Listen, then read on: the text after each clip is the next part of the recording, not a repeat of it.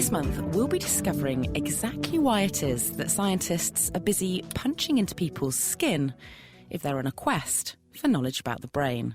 And we'll be finding out what switching on the birth of new brain cells does for memory. Plus, we'll be asking, can we burn off that excess Christmas weight by doing a difficult maths problem instead of hitting the treadmill? This is the Naked Neuroscience podcast with me, Hannah Critchlow, brought to you in association with the Wellcome Trust and in partnership with the British Neuroscience Association.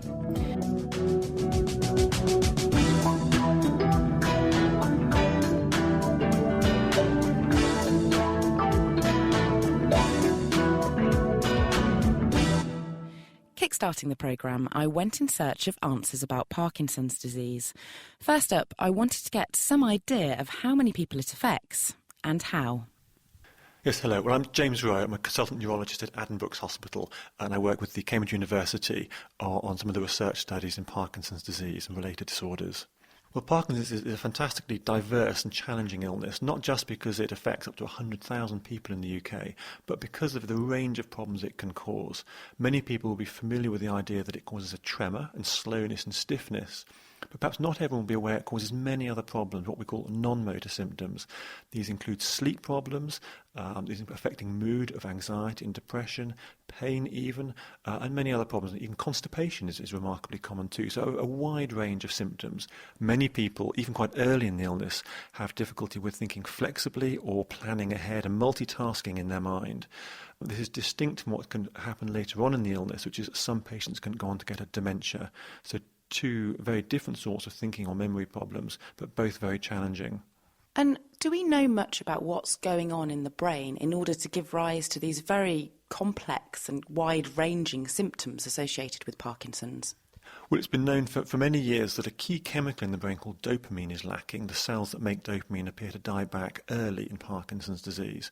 In fact, by the time that somebody presents to their doctor with Parkinson's disease, you may already have lost 70, 80 or even 90% of the dopamine cells. So the mainstay of treatment for the last 45 years has been dopamine drugs, either to mimic dopamine or help your body boost the amount of dopamine it can make. So this highly prevalent disorder, most famously now affecting Michael J. Fox, is known to have a biological cause, this dying off of the dopamine nerve cells.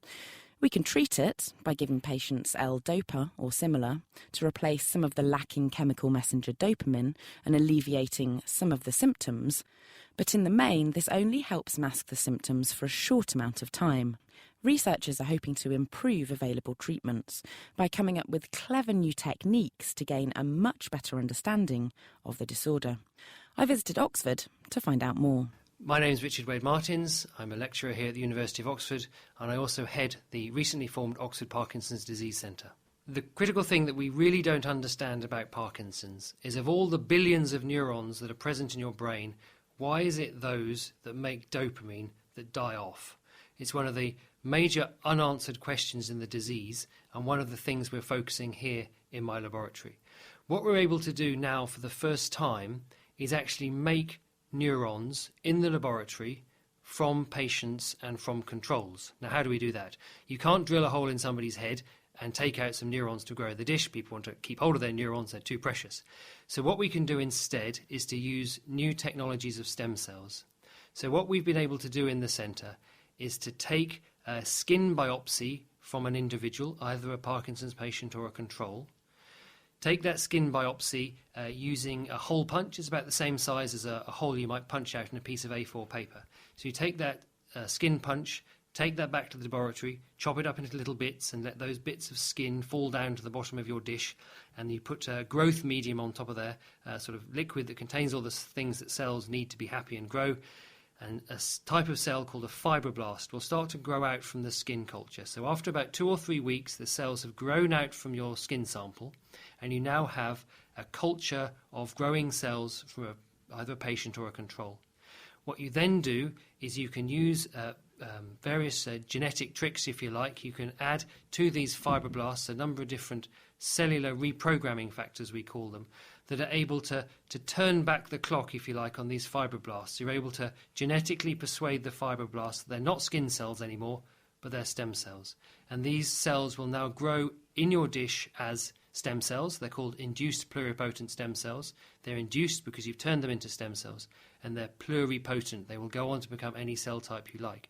So once you've got stem cells from your patients, you can now turn them into a cell type that you wish to study. So if we were interested, for example, in cardiovascular disease, we'd turn them into cells of the heart and study that. So what we do in the lab, we're interested in dopamine neurons, how they work and how they die. So we turn these stem cells into dopamine neurons. So this exciting new technology of turning skin cells into dopamine nerve cells provides a method by which to investigate how the cells of patients with Parkinson's differ to other people's and why they are more susceptible to dying in the first place. The idea being that once you understand how these cells die in the dish, you can first of all screen for new molecules that may help them survive and put us on the road to developing, for the first time, therapies in Parkinson's that can stop the cells dying rather than just supplement the dopamine that's already lost. Richard explains how they're using this technique in the lab to do this. So the dopamine neurons in an individual and even in a patient will work quite happily for 30, 40 or 50 years and then they'll start dying. My PhD students and postdocs don't want to work in the lab growing these neurons for 50 years, so we have to try and understand what might be changing much earlier. So when dopamine neurons die in a patient, they accumulate aggregates, gluggy bits of proteins, if you like, called Lewy bodies, and these Lewy bodies form as the neurons die over decades. We're not working on that time scale, so we have to better understand what are the very earliest changes that may occur in these neurons to give us the first clue as to how they're starting to function differently. And we're starting to understand and investigate aspects of neuron biology that may be different in patients rather than controls. So there's various things we could study. We can study how they make dopamine, how they release dopamine. We can study other aspects of cell biology that are important for neurons. So, for example, neurons don't divide. Neurons have to very tightly regulate the material in their cell and to recycle it and reuse it. And so we're starting to investigate differences that may occur in these neurons from a Parkinson's patient that mean they're not as able to recycle and reuse their cellular components as well as a healthy neuron might. Another difference that may be is in the way the neurons make and generate and supply energy. So there's a type of component of a cell called a mitochondria. There's the energy factory. It makes energy. And there's been a suspicion for a long time that the mitochondria of a Parkinson's patient just might not be quite as good. So we're starting to study a whole range of aspects of neuron biology in patients and control cell lines to better understand why those neurons die. And only when you understand how they die can you think how you might protect them. So these skin cells that have been turned into nerve cells, could they be used to help identify people who are at high risk of developing Parkinson's decades down the line? So that's a great idea. So the exciting aspect about these stem cells and the neurons that you make is that they are unique to the patient that you've made them from. So yes, we would be able to try and correlate perhaps proteins secreted from these neurons and how that might be different proteins secreted from a patient neuron compared to a control neuron. And to next find out what somebody affected by the disorder actually thinks of this research, I took to the phone. My name's Alan Cameron, and I was diagnosed with Parkinson's in late 2004, so I've been living with the condition for around 8 years now. The kind of thing you've described sounds extremely hopeful, because it sounds like something that's practical, that's within reach, that is perhaps heading towards a cure or meaningful protective effects to slow down the underlying progress of the condition. I also wanted to know more about the symptoms of the disorder and how it's affected Alan so far. Parkinson's is first and foremost known as a movement disorder, and the symptoms that I've experienced are primarily a loss of dexterity, which has been an issue for my job because I spend a lot of time typing. As well as a movement disorder, it commonly brings depression, and I've experienced that also, and in many ways that's been a bigger part of the impact of my work than the movement disorder itself. And it's well known that it's currently incurable and it's a progressive condition, with medication we can address some of the symptoms, but we don't address the underlying progress of the condition. I'm lucky in that for me the progression has been quite slow. Parkinson's is known as a kind of designer disease. It affects different people very differently. Drugs are available which are very effective at addressing the symptoms. So what you will tend to find is you'll ramp up the drugs slowly over time, but you do slowly, day by day, start to notice that different things become more difficult. My dexterity is primarily affected on the left side, so changing gear or getting my arm into a sleeve is sometimes difficult, and I've tended to avoid shirts with cufflinks because they can become just a little bit too much fun. In order to find out more about these mood symptoms and the progression of Parkinson's disease, I returned to speak with neurologist Dr. James Rowe from Cambridge University. Yes, well, depression and the other mood problem of anxiety are extremely common with Parkinson's disease. There's a lot of questions, though, unanswered.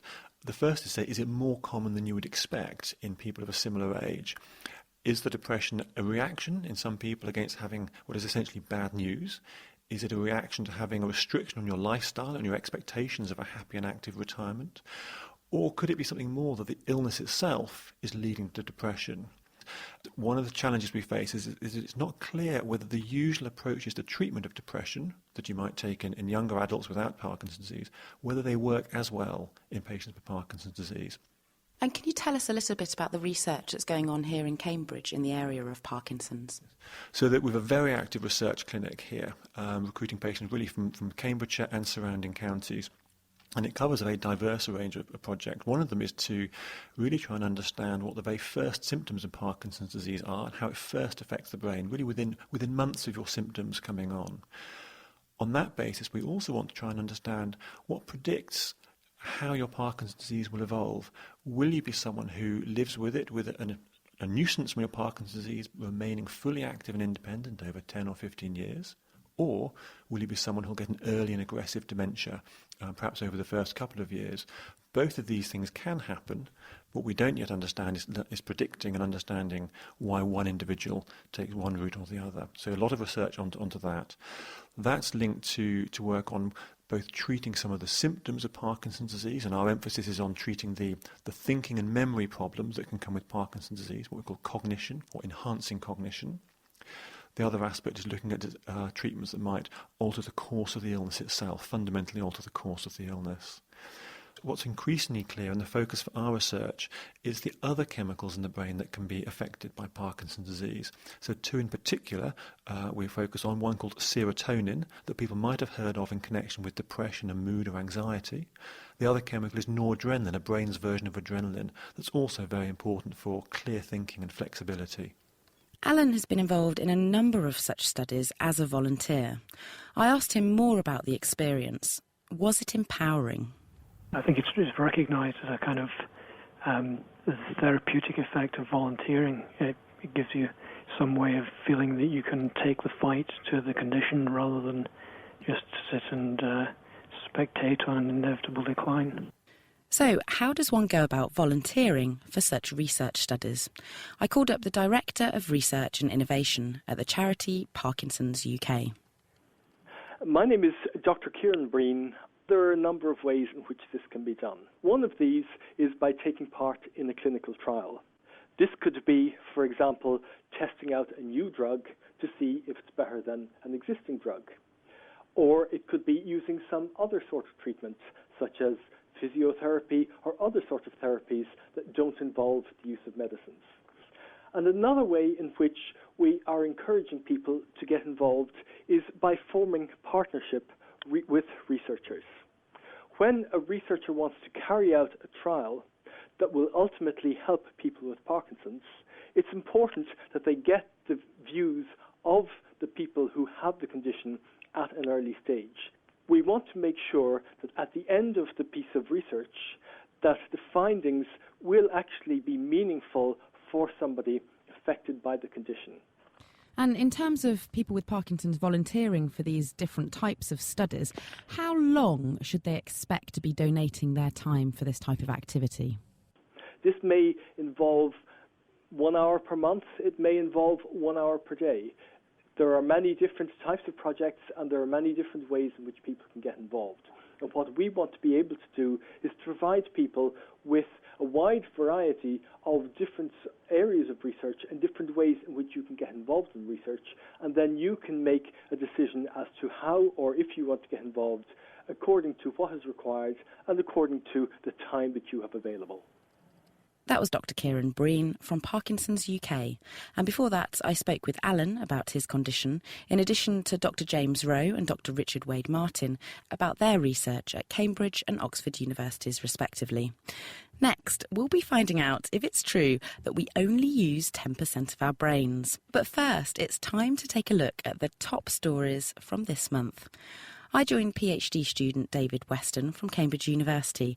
He's been busy sifting through neuroscience research and comes up with his 3 favourite papers from the month. The first paper I want to talk about has to do with memory. So scientists have thought for a long time that the birth of new brain cells within an area of the brain called the hippocampus is really important for memory function. But exactly how these new brain cells actually work and how they integrate into the brain is something that researchers have been working really hard over. So a group of scientists based at the State University of New York in the US have used a combination of viral and optogenetic techniques to find out just how important the growth of new brain cells within the hippocampus really is. They used a virus to deliver light-sensitive genes into newborn cells within the hippocampi of adult mice. So this virus infects only newborn cells and gives them genes that produce proteins that are sensitive to light. So this gives the researchers the ability to control cells by shining lights of different colours onto the cells to activate them or to deactivate them. That's fantastic. So just by shining different coloured lights into these adult mice, they could actually switch on or off these newly born cells. What did the researchers do next? Well, what they really wanted to do was to see how important new cells within the hippocampus are for memory function. So first they showed that if they activated the newborn cells, they could enhance something called synaptic plasticity. And this is widely believed by scientists to be a correlate with better memory function. They then tried to deactivate them by shining a different coloured light onto them, and they found that mice performed much worse in some tests of memory function. So that kind of indicates that these newborn cells had something to do with memory formation then?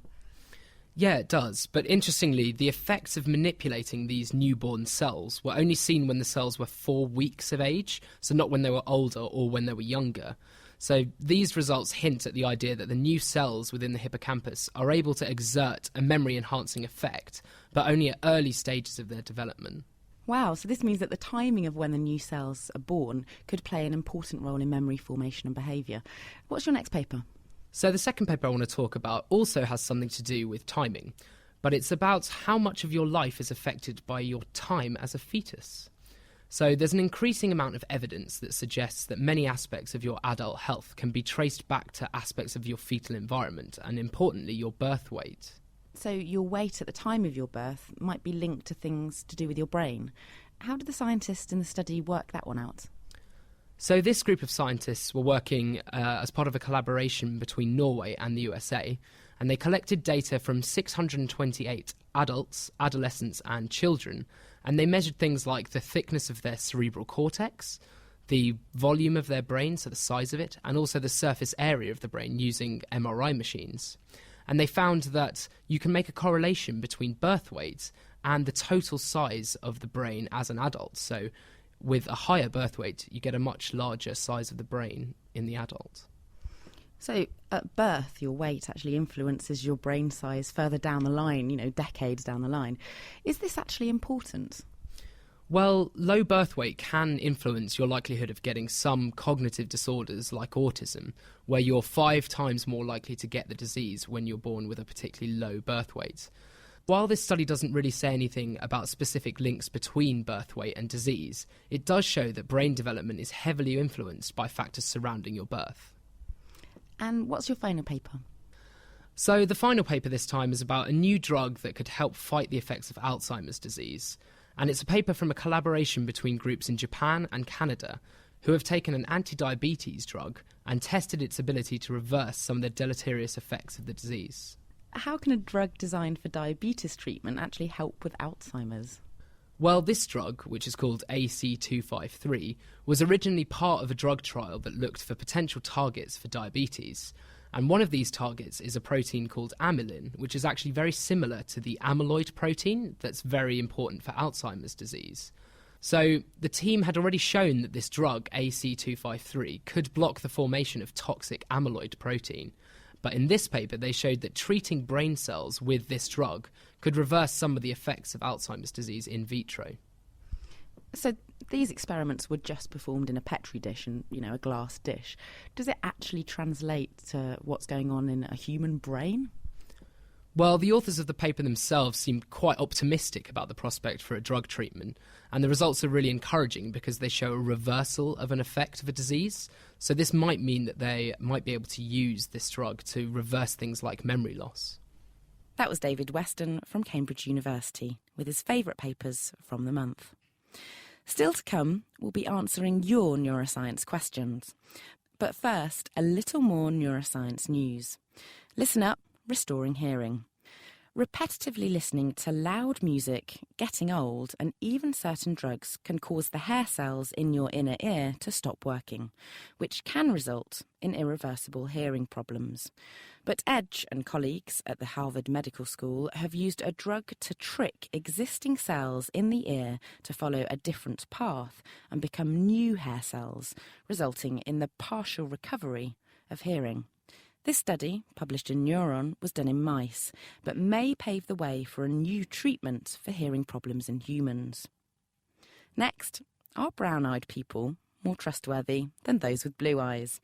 Kleisner and colleagues from Charles University, Czech Republic, wanted to know what makes for a most trustworthy face. So, the researchers presented 250 volunteers with 80 photos of different men and women, asking them to rate trustworthiness. Results were analysed and the brown eyes have it. Both men and women with brown eyes were perceived as more trustworthy than those with blue. They followed the study up with a bit of photoshopping, altering the eye colour, and found that it was not the eye colour per se that affected trustworthiness, but more the eye shape and features associated with brown eyes. And that study was published in PLOS One. Next, scorpion's venom paves the way for better brain tumour treatment. A compound inspired by scorpion venom could help neurosurgeons to identify cancerous brain tissue from the healthy stuff. Traditionally, surgeons have just felt their way around the brain when trying to remove just the cancerous tissue. And when this can go wrong, it can lead to severe problems. But a scorpion toxin has somehow evolved to bind specifically to cancerous brain cells. And now Jim Olsen at Seattle Children's Hospital, working with the company Blaze Bioscience, have linked the toxin to a molecule so that it glows, forming a tumour paint. Clinical trials start this year. And if you want to find out more about any of these stories, the references are all on our website. That's thenakedscientists.com/neuroscience. Next up, we tackle some of your neuroscience questions. I join Professor Simon Laughlin from Cambridge University, who's been flexing his brain power to answer your questions about the brain. First up, Sean Hoskins got in touch via Facebook, asking, can you burn off a hot fudge sundae by doing a difficult maths problem instead of hitting the treadmill? The answer is definitely no. So when Lowry and Keaty first measured the oxygen consumption of the human brain, the second experiment that they did was to test whether the brain was like a muscle, that if you worked it harder, it had to use more energy. And so they got people to sit down and solve difficult math problems and measured their energy consumption of the brain. And what they found was that there was no detectable change. So doing difficult math problems will certainly not enable you to lose weight. The best thing you can use your brain for is to design a good exercise regime and a diet. Brilliant. Thank you, Simon. So I suppose I should be hitting the treadmill then in order to shed those Christmas pounds. Next question in from Etienne Musto, wondering, is it true that we only use 10% of our brains? And if so, why? What happens to the remaining 90% of our brain? The answer to this question is really contained in the answer to the last question, that your brain is ticking over all of the time, And when you actually engage in a specific task, you do something specific, a small part of the brain that's concerned with doing that task becomes more active, starts signaling more vigorously to process the information that's needed to solve that problem or to stop you falling over or whatever. And that is why, because it's a small fraction that gets switched into action to do something specific, that's why people could not measure a big change in energy consumption when the brain engaged actively in some specific mental work. Of course, what this means is that there are large parts of your brain which are just ticking over, and they're sitting there ready to engage in something when they need to. So you might ask the question, well, could I in fact have more of these parts of the brain switched on and do incredible multitasking? And the answer is no. When these small regions of the brain become more active to do a specific piece of mental work, their signalling rates go up by a factor of about 10. And some work that David Atwell and I did a few years ago, Dave is Professor of Neuroscience at UCL in London, work that we did a few years ago shows that if you were to increase the activity of of every neuron in the brain tenfold, then your brain would be using more energy per second per gram of brain than an Olympic sprinter making a world record attempt. So in that case, is it true that you can only use 10% of your brain by concentrating on one particular task at any time? Or do you think you could recruit maybe 25, 50% of your brain to be much more energetically active and engaged in many different tasks? Or has your brain somehow got some capacity to stop that from happening? Well, it mainly comes from the capacity is really inbuilt into the architecture of the brain. The architecture of the brain is that it's not a general purpose computer that uses a small set of circuits to do everything. It's a specialized computer which has a specific set of circuits for every task. And because of that, then it's able to deal with everything, but only a small fraction of the brain's circuits will be engaged in that at any one time. And this really leads us on to the final question. Kevin Hoover has been in touch again via Facebook saying, how does the brain interpret all the information that's coming in through its senses? So, for example, tactile information transmitted from his extremities, such as hot, cold, smooth and coarse, etc. And he's also asking, is the information encoded in some fashion or routed to different places depending on the sensation? The reason that you're able to detect hot and cold and touch and so on, and tell the difference between those different types of energy which are impinging on the surface of your body, is that in your skin you have sensory receptor cells which are sensitive specifically to heating, specifically to cooling, to particular types of touch, fast, sharp shocks, deep stretches and so on. And so those sensory receptors in the periphery already sort out the different types of stimulus that are impinging on your skin.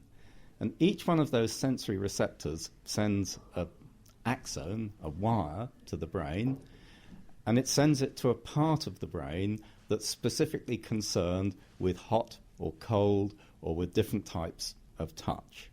So the information is being what we call in neuroscience line labelled.